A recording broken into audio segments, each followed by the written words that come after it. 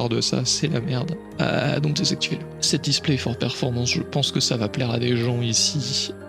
C'est pour avoir des perfs. Honnêtement, ça m'a beaucoup servi à l'époque. Aujourd'hui, je sais pas à quel point ça augmenterait les perfs sur un PC très récent. Mais je ne le mets plus, tout simplement parce que je suis plus en train de chercher les 50 FPS au-dessus de 400.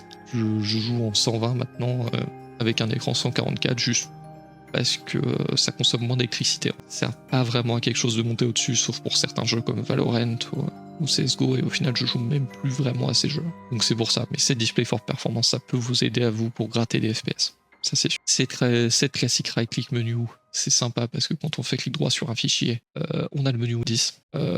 C'est quelque chose dont je pourrais pas me passer aujourd'hui. Le menu clic droit Windows me file de l'urticaire. C'est une dinguerie. C'est Time to UTC pour le dual boot, c'est important si vous avez un dual boot.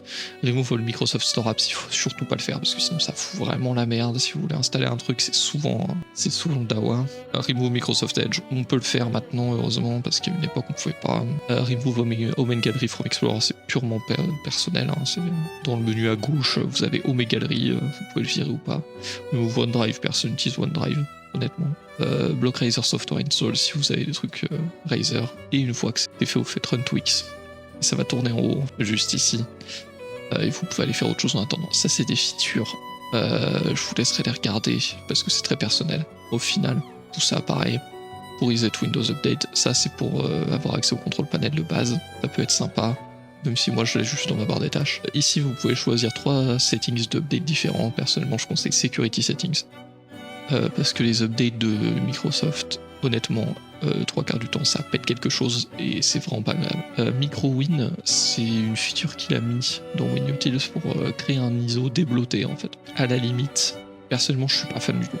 Parce que les ISO qui ne sont pas des ISO officiels, ça peut vous foutre dans la merde, dans le sens où quelqu'un peut mettre ce qu'il veut dedans en fait. Donc je suis vraiment pas fan des ISO custom. Si vous vérifiez pas manuellement ce qu'il y a dedans d'abord, honnêtement, même si Chris Titus est quelqu'un de confiance, je vous déconseillerais quand même de faire un patch d'ISO ou d'installer une ISO que vous avez téléchargée sur internet qui n'est pas une ISO officielle. Parce que peut y avoir des problèmes de sécurité tout simplement. Quelqu'un peut mettre vraiment ce qu'il veut dedans si vous avez jamais vérifié. Voilà, donc c'est comme ça que on débloate un PC tout simplement. Donc, si vous avez des questions, n'hésitez pas. Hein, je reste toujours à l'affût dans mes commentaires, ça y a pas de souci. Je sais que ça va être très long sur le short, je vais faire le montage après, mais ça va sûrement être super long. Je vais sûrement faire d'autres vidéos à propos d'autres programmes, parce que je sais que j'en ai pas utilisé qu'un seul. On a utilisé 3-4, donc voilà, restez vous-même, c'est important. Salut!